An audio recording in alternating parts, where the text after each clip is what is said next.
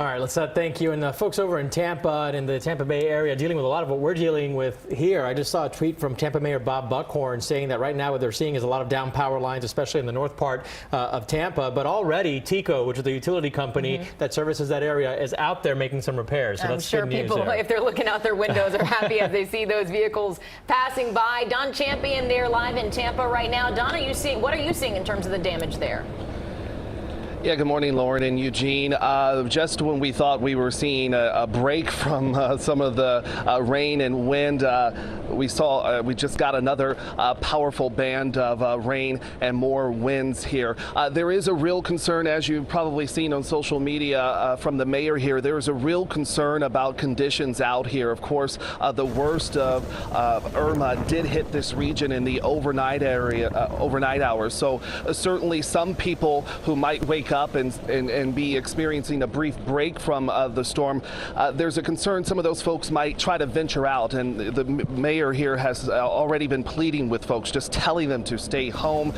We do know at this hour firefighters are going in and around the city, removing debris such as trees and things of that nature from roadways. They're also checking for any power line dangers. As we were here overnight doing live shots for stations around the country, countless times we saw that bright green and blue glow in the sky, a sign that transformers were going up.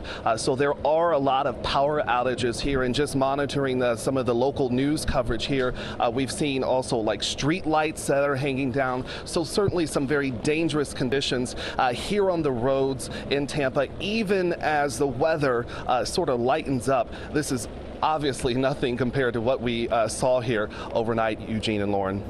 You know, Don, I used to live and work in Tampa not too long ago. I was there for about 2 years. I know I'm familiar with where you're at right there at the Riverwalk, a beautiful area. Did that river overflow at all? And also the surrounding areas, did they flood? Because I remember South Tampa in particular is an area that just with a summer storm would flood easily.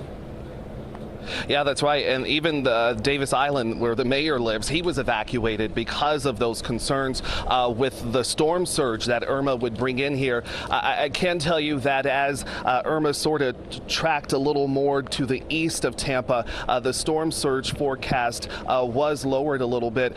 The water is back here on this river, the Hillsborough River that goes through downtown. Yesterday, it was just incredible to watch as the water, a lot of it was sort of sucked into the bays and into the Gulf as Irma made its approach into the Florida Peninsula. I'd say probably around 2 o'clock or so, once the center of Irma moved past to the north of us, we started to see the water coming back. That was a sign, of course, that the storm surge was coming in, but not hearing too many reports of flooding, so that is good news, certainly for city officials here. All right, Don Champion live for us in Tampa. You try to stay dry there. We were hoping you were done with the worst of it. So try and seek some shelter if you can. Thanks so much.